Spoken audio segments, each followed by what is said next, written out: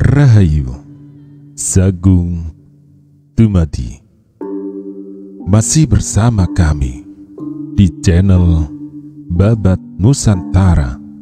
Pada kesempatan kali ini akan melanjutkan cerita Krisnogo Sosro Sabu Inten bagian ke-27.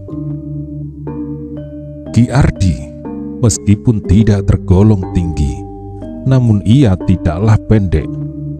Umurnya telah agak lanjut, dan ini ditandai oleh kerut-kerut mukanya serta rambutnya yang sudah putih. Ketika Maisa Jenar memandang mata orang tua itu yang menatapnya dengan keheran-heranan atas kelakuannya, Maisa Jenar menjadi terkejut. Meskipun orang itu matanya yang tampaknya sedemikian bening, seolah-olah air di dalam sumur yang dalam sekali, juga nampaklah dasar yang berputar-putar, semakin lama semakin dalam, seakan-akan sumur itu akan mengisap hanyut. Maisa Jenar menjadi semakin heran, bahkan kemudian menjadi cemas, sebab dirinya menjadi seakan-akan ikut serta berputar semakin cepat. Sadarlah Maisa Jenar kemudian bahwa ia sama sekali tidak berhadapan dengan seseorang yang mengutamakan kekuatan jasmania, tetapi orang tua itu ternyata mempunyai kekuatan batin yang luar biasa, sehingga dengan kekuatan itu ia dapat mempengaruhi orang lain. Akhirnya Maisa Jenar tidak tahan lagi melihat perputaran yang melilitnya itu, sehingga segera tangan Ki Ardi dilepaskan dan ia meloncat 3 langkah surut. Sagutro sama sekali tidak tahu maksud serta akibat perbuatan Maisa Jenar itu, sehingga ia masih saja berdiri diam seperti patung. Tetapi ia menjadi heran ketika dilihatnya tiba-tiba Maisa Jenar membungkuk hormat kepada orang tua itu sambil berkata, "Maafkan aku Ki Ardi, aku telah salah duga terhadap Bapak." Ki Ardi masih saja memandanginya dengan sorot mata keheranan. Bahkan kesan-kesan ketakutannya pun masih ada. Dan inilah yang menjadikan Maisa Jenar semakin pening. Orang yang mempunyai pengaruh sedemikian besarnya hanya dengan sorot matanya saja, tetapi yang seakan-akan tidak sadar akan kekuatannya sendiri, sehingga masih saja berkesan ketakutan. Mengalami hal demikian, Maisa Jenar berpikir keras. Bagaimanapun, ia adalah seorang bekas prajurit pengawal raja yang sudah sering mengalami hal-hal yang tampaknya di luar kewajaran. Maka dalam hal itu pun segera Maisa Jenar sadar bahwa pastilah ada sesuatu rahasia yang menyelubungi orang tua itu. Pastilah ada hal-hal yang sengaja disembunyikan. Mungkin ia sengaja berbuat demikian supaya orang tidak mengenal atau menduga bahwa sebenarnya ia mempunyai kelebihan dari orang lain. Maka dengan hormatnya sekali lagi Maisa Jenar berkata, "Maafkan, aku yang salah duga terhadap Bapak." Sejenak kemudian tampaklah bibir orang itu bergerak-gerak dan terdengarlah suara kecil yang bergetar. "Tuan, apakah salahku sehingga Tuan menyakiti aku?" Maisa Jenar menundukkan mukanya dengan penuh penyesalan atas kelancangannya. Maka jawabnya, "Bapak, sama sekali Bapak tidak bersalah, tetapi akulah yang berbuat kesalahan terhadap Bapak." Orang tua itu tidak menjawab lagi, hanya matanya yang sudah cekung itu merenung jauh sekali menembus gelap malam. Kembali Maisa Jenar kagum atas mata itu yang seakan-akan dapat menelan segala isi padang ilalang luas itu, bahkan isi dari hutan Tambak Boyo. Ia ingin menghubungkan orang tua ini dengan Ki Ageng Pandan Alas yang diduganya juga Ki Santanu. Tetapi Ki Ageng Pandan Alas adalah seorang yang mempunyai kekuatan jasmaniah luar biasa, sehingga hanya dengan kapak batu kuno ia dapat melukai sebatang pohon yang besarnya lebih dari 4 pemeluk, hampir separuhnya. Sedangkan orang tua ini mempunyai tubuh yang kendor dan sama sekali tak bertenaga. Apalagi baru beberapa saat berselang Ki Ageng Pandan Alas pergi bersama-sama Roro Wilis. Meskipun demikian, setiap kemungkinan bisa terjadi. Mengingat hal itu semua, Maisa Jenar semakin sibuk berpikir. Akhirnya, ia mengambil ketetapan bahwa sebaiknya ia dengan baik-baik bertanya mengenai pahatan itu. "Bapak, yang kau lakukan mendorong keinginanku untuk mengetahui pahatan yang sedang Bapak buat itu," kata Maisa Jenar. Orang itu menjadi heran mendengar kata-kata Maisa Jenar. "Adakah dengan membuat pahatan ini aku telah berbuat kesalahan terhadap Tuan?" jawab orang tua itu. "Tidak, Bapak," sahut Maisa Jenar cepat-cepat. "Tetapi, bolehkah aku bertanya, apakah yang sedang Bapak pahat itu?" Kembali orang tua itu heran. Kemudian dengan langkah yang lambat serta agak kebongkok-bongkokan, orang itu berjalan menjauhi pahatannya beberapa depa, lalu mengamat-ngamati dengan seksama. Tiba-tiba saja ia tersenyum serta matanya menjadi cerah. "Pahatanku sudah hampir selesai. Pahatanku sudah hampir selesai. Apa yang Tuan tanyakan?" "Pahatan itu, apakah yang sedang Bapak pahat?" tanya Maisa Jenar. "Tidakkah Tuan tahu?" kata orang tua itu sambil mendekati pahatannya, dan kemudian diraba-raba hasil kerjanya itu dengan mesra. "Bukankah ini seekor naga? Katakanlah Tuan, apakah aku tidak berhasil melukis seekor naga?" Tentu, jawab Maisa Jenar dengan cepat. "Lalu, apa yang Tuan tanyakan?"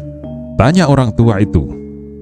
"Maksudku, apakah yang Bapak lukiskan itu seekor naga atau suatu bentuk dari benda-benda yang pernah Bapak lihat sebelumnya?" Orang tua itu semakin heran. "Adakah Tuan pernah melihat sesuatu benda yang mirip dengan pahatanku ini?" Maisa Jenar menjadi ragu. Mula-mula ia ingin mengatakan tentang keris Nogo Sosro yang mempunyai bentuk yang sama dengan pahatan naga itu. Mustahil kalau kesempatan itu hanyalah kebetulan saja. Kesamaan cita dalam cipta yang sampai sedemikian dekatnya dengan aslinya. Kesamaan yang sedemikian itu pastilah yang satu diilhami oleh yang lain atau malahan saling sepenuhnya. Tetapi akhirnya diurungkannya keinginan itu karena tidak akan banyak guna. Sebab pastilah orang tua itu sengaja merahasiakan. Akhirnya Maisa Jenar berkata, Tidak Bapak. Tetapi apa yang Bapak pahatkan adalah suatu bentuk yang dahsyat sekali. Ataukah Bapak pernah melihat seekor naga yang sedemikian?" Ki Ardi mengerutkan keningnya, tetapi sejenak kemudian ia tersenyum. "Belum tahu Tuan, aku belum pernah melihat seekor naga pun. Yang pernah aku lihat hanyalah ular-ular kecil yang sering berkeliaran di sekitar tempat ini. Tetapi aku pernah mendengar dongeng-dongeng tentang seekor naga. Nah, menurut gambaran angan-anganku, sedemikianlah kira-kira bentuknya." Kembali orang tua itu meraba-raba pahatannya. Ia tampaknya bangga serta bahagia sekali atas hasil kerjanya. "Tuan," katanya kemudian, "silakan Tuan berdua duduk. Aku ingin menyelesaikan pekerjaan ini sekarang juga. Sebab tidaklah mungkin untuk ditunda. Sementara itu, silakan Tuan mendengarkan dongeng tentang naga yang sedang aku pahat ini?" Tanpa menunggu jawaban, Ki Ardi segera mulai dengan kerjanya kembali. Maisa Jenar dan Sagotro segera mengambil tempat duduk di dekat api yang masih menyala-nyala. Suaranya gemeretak karena ledakan-ledakan kecil yang ditimbulkan oleh dahan-dahan yang sedang dimakan api. Sambil memahat, Ki Ardi mulai bercerita. Naga ini menurut cerita dilahirkan dalam dua alam yang berbeda. Tetapi dalam pahatanku ini, tidaklah kedua-duanya aku lukiskan, tetapi aku ingin mendapat satu bentuk kesatuan dari dua ekor naga itu. Seekor naga dilahirkan di samudra, sedangkan yang satunya lagi dilahirkan di angkasa. Tetapi di atas bumi ini mereka bertemu dan bersahabat. Keanehan dari kedua ekor naga itu adalah yang seekor bersisikan emas, sedangkan yang seekor lagi di leher, perut, serta ekornya berbalutkan intan permata. Pada suatu hari, raja yang sedang berkuasa di atas bumi ini merasa disusahkan oleh seorang putrinya. Kata Ki Ardi mengawali ceritanya. Putri itu, lanjut Ki Ardi, jatuh cinta kepada seseorang yang sama sekali tak dikehendaki oleh ayahandanya. Sebab laki-laki itu bukanlah laki-laki biasa. Menurut cerita, laki-laki itu berasal dari bintang Kemukus yang sering membawa bencana.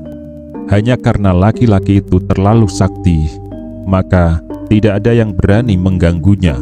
Maka pada suatu ketika bertemulah raja itu dengan kedua ekor naga yang sedang merantau mengelilingi bumi ini. Raja itu kemudian minta kedua ekor naga itu untuk mengusir laki-laki yang mengganggu putrinya. Kedua ekor naga itu menyanggupinya. Didatanginya laki-laki yang berasal dari bintang Kemukus itu. Maksudnya, apabila tidak perlu, masalahnya akan diselesaikan dengan damai. Tetapi rupanya laki-laki itu merasa yakin akan kesaktiannya, sehingga akhirnya terjadilah pertempuran yang maha dahsyat. Kedua ekor naga itu pun ternyata mempunyai kesaktian yang luar biasa. Laki-laki itu dengan bersenjatakan petir di kedua belah tangannya menyerang dengan ganasnya, sedangkan naga yang bersisi emas itu dari mulutnya menyembur api yang menyala-nyala. Sementara itu, naga yang bersisi intan permata itu dari kedua matanya memancar sinar yang beracun. Tetapi karena kesaktian mereka masing-masing, senjata-senjata itu hampir tidak banyak berguna. Laki-laki bintang Kemukus itu ternyata tidak saja mampu bertempur di atas daratan, sekali-kali ia terjun pula ke dasar lautan. Tetapi naga yang lahir di dalam samudra itu tidak membiarkannya. Disusullah ia ke dasar lautan dan bertempurlah mereka di sana. Air laut pun menjadi bergolak seakan-akan mendidih. Kalau laki-laki itu jemu bertempur di lautan, terbanglah ia ke angkasa dan bertempurlah mereka di udara. Demikian dahsyat pertempuran itu sampai langit menjadi gelap. Hanya kadang-kadang saja memancar kilat dan petir disela oleh semburan api yang tak terkira panasnya keluar dari mulut naga bersisi emas itu. Demikianlah pertempuran itu sampai 40 hari 40 malam. Tetapi masih saja belum ada yang nampak akan kalah. Bahkan pertempuran itu semakin lama semakin sengit. Sekali waktu terjadi di dalam samudra, dan sekali waktu di angkasa. Cerita Ki Ardi. Tiba-tiba orang tua itu berhenti. Sambil berlahan-lahan ia berjalan mundur menjauhi pahatannya. Sebentar ia tersenyum, dan sebentar kemudian keningnya berkerut. "Tuan, pahatanku telah selesai. Apakah kata Tuan tentang ini?" kata orang tua itu kepada Maisa Jenar. Maisa Jenar sejenak semula telah merasakan keindahan pahatan itu menjawab, "Bagus Ki Ardi." Ki Ardi tertawa perlahan, lalu sambungnya, "Baru sekarang aku mendapat pujian atas hasil kerjaku. Selama ini tidak pernah seorang pun, jangankan pujian-pujian, sedang perhatian saja tidak pernah aku dapatkan. Sagutro dengan kawan-kawannya yang sering berkeliaran di daerah ini sama sekali tidak dapat menikmati hasil pekerjaanku. Nah, Sagutro, apa katamu sekarang?" Sagutro yang sejak tadi berdiam diri menjadi agak bingung untuk menjawab pertanyaan Ki Ardi itu. Maka ia menjawab sekenanya saja, "Bagus Ki Ardi." Ki Ardi tertawa terkekeh-kekeh mendengar jawaban Sagutro. "Apa yang bagus?" Sagutro menjadi agak tersipu mendengar kata-kata itu, tetapi ia tidak mau kalah.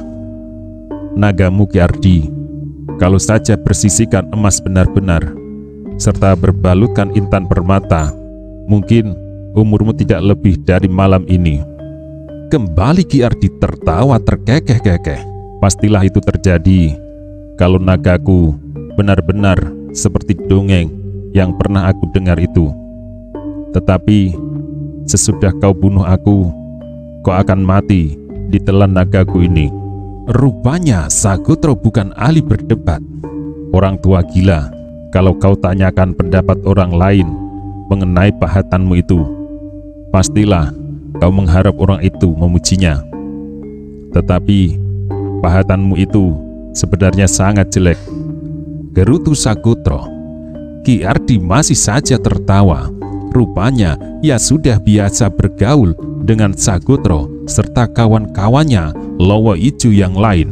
"Sebaiknya kau makan dulu, baru menilai pahatanku ini. Nah, masuklah ke mulut gua itu.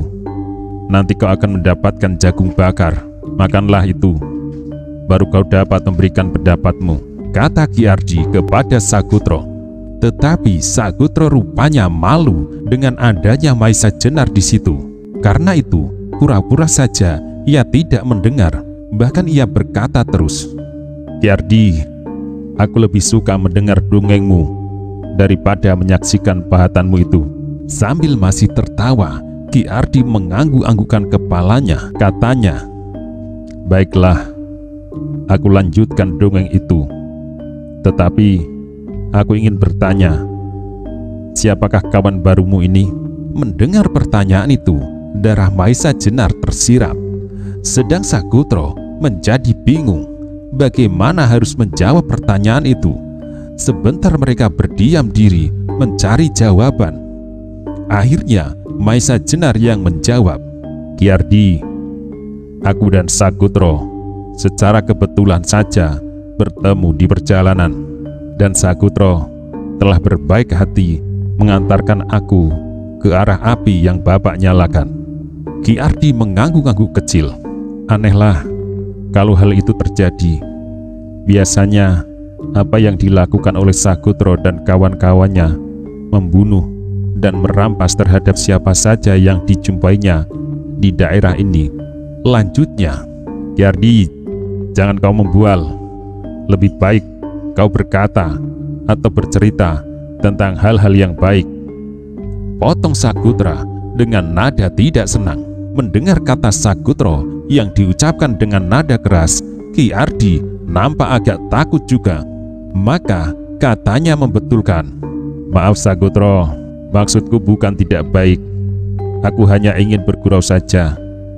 Nah, sekarang aku lanjutkan saja ceritaku." Kemudian Ki Ardi mengambil tempat duduk di hadapan Maisa Jenar, juga di dekat api. Sebentar kemudian, mulailah ia melanjutkan ceritanya. Kedua naga itu yang telah bertempur 40 hari 40 malam belum dapat menguasai lawannya. Karena itu, pertempuran semakin bertambah sengit. Seluruh penduduk bumi menjadi ketakutan. Tidak ada tempat untuk mengungsikan diri, sebab pertempuran itu terjadi di seluruh permukaan bumi, di seluruh lautan, dan di seluruh langit. Raja bumi itu pun menjadi bertambah prihatin, apalagi putrinya setiap hari selalu menangis saja. Tetapi untuk mengabulkan permintaan putri itu tidak terlintas di dalam pikiran ayahanda raja. Karena itu, ia tidak tahu apa yang akan dikerjakan. Akhirnya, ia terpaksa menunggu saja akan kesudahan pertempuran yang maha dahsyat antara laki-laki dari bintang Kemukus itu dengan 2 ekor naga yang diminta bantuannya. Demikianlah pertempuran itu masih berlangsung terus. Di laut timbul gelombang sebesar gunung, di darat bertiup angin topan yang sangat dahsyat, sedangkan di udara petir menyambar-nyambar, guruh dan bunga-bunga api yang maha panas. Sampai hari yang ke-100, keadaan masih belum berubah. Hati raja bertambah gelisah pula. Maka pada hari yang ke-101, dengan tidak disangka-sangka, menghadaplah seekor naga yang amat sederhana ke hadapan raja. Naga itu berwarna agak kehitam-hitaman. Matanya berkilat-kilat seperti bintang.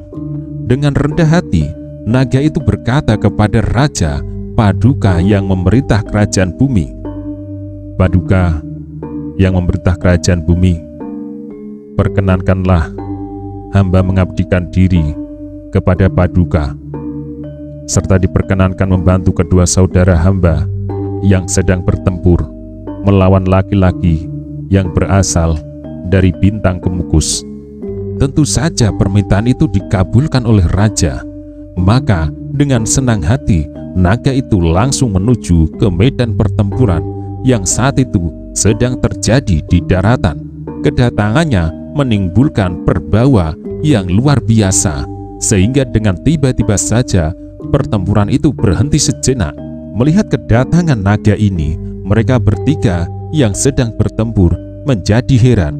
Maka bertanyalah naga yang bersisi emas, "Hai naga yang sangat sederhana, tanpa menunjukkan tanda-tanda kebesaran apapun, apakah maksud kedatanganmu?" Naga itu menjawab, "Saudaraku, aku datang untuk membantumu." Mendengar jawaban itu, naga berbalut intan merasa tidak senang. Lalu katanya, "Saudaraku, hanyalah mereka yang dapat menunjukkan tanda-tanda kebesarannya." Alangkah sedih hati naga yang kehitam-hitaman itu.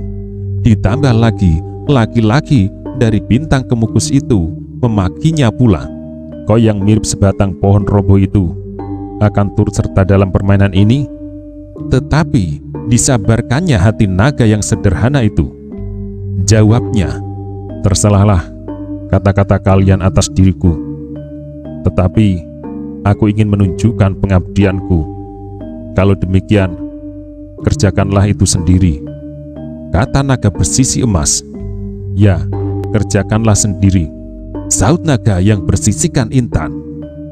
"Baiklah," jawab naga yang kehitam-hitaman itu. "Silakan kalian beristirahat." Mendengar kata-kata naga hitam itu, alangkah marahnya laki-laki bintang yang merasa dirinya sangat sakti. Maka tanpa mengucapkan sepatah kata pun, langsung diserangnya naga hitam itu dengan kedua belah tangannya yang memegang petir. Tetapi apa yang disaksikan sangatlah mengagumkan. Naga hitam itu melingkar cepat sekali dan dengan sekali menggerakkan ekornya. Kedua petir itu pun telah dapat direbutnya, dan dengan suara menggelegar, petir-petir itu dibantingnya di punggung gunung sampai pecah berserakan. Laki-laki bintang itu terkejut menyaksikan hal yang demikian, tetapi ia pun tidak kurang saktinya. Segera kedua tangannya itu bergerak menangkap guru yang sedang berkeliaran di langit. Maka dengan sekuat tenaga, guru itu pun dihantamkan ke kepala lawannya. Naga itu melihat guru yang dengan suara gemuruh mengarah ke kepalanya, segera menyemburkan angin kencang dari mulutnya, sehingga guru itu pun terlontar kembali ke arah laki-laki bintang itu. Karena kecepatannya menghindar, laki-laki itu pun tidak hancur karena senjatanya sendiri. Dengan kejadian-kejadian itu laki-laki bintang kemukus yang merasa dirinya tak terkalahkan itu menjadi marah sekali. Dikeluarkannya segala kesaktian serta kepandaiannya yang terakhir untuk menyerang naga hitam itu. Maka segera terjadilah pertempuran yang tak terkira-kira dahsyatnya. Tak hanya lautan menjadi bergolak, topan mengalir dengan derasnya, serta petir menyambar-nyambar, tetapi segera hutan-hutan menjadi terbakar, lautan mendidih, serta gunung-gunung terlempar berserakan. Kedua lawan yang sedang mengadu tenaga itu telah mempergunakan apa saja yang dapat dipegangnya untuk dijadikan senjata. Maka semakin ketakutanlah segenap penduduk negeri bumi itu. Pada hari yang ketujuh pertempuran itu berlangsung seru dan cepat. Laki-laki bintang kemukus itu telah mengalami perkelahian 100 hari melawan 2 ekor naga yang cukup sakti, tetapi tenaganya masih tetap segar. Sekarang ia baru 7 hari bertempur melawan seekor naga yang dikatakannya sebagai sebatang pohon yang roboh. Namun ia merasa bahwa tenaganya telah mulai kendur. Ia telah mencoba mengerahkan segala kesaktiannya, tetapi tidaklah banyak hasilnya. Sesekali waktu ia berhasil menangkap ekor naga hitam. Lalu dengan tangannya yang kokoh dan kuat itu diputarnya naga itu di udara, sehingga menimbulkan angin putaran yang luar biasa, baik di darat maupun di lautan. Banyak gunung-gunung dan pulau-pulau yang terangkat dan terlempar bertebaran. Tetapi naga itu tidak pula kehilangan akal. Tubuhnya yang kehitam-hitaman itu tiba-tiba menyala-nyala, sehingga ketika tangan laki-laki bintang itu merasa panas, terpaksa naga itu dilepaskan dan terlontar ke udara. Timbullah suatu pandangan yang mengerikan. Suatu lingkaran api berputar-putar di udara.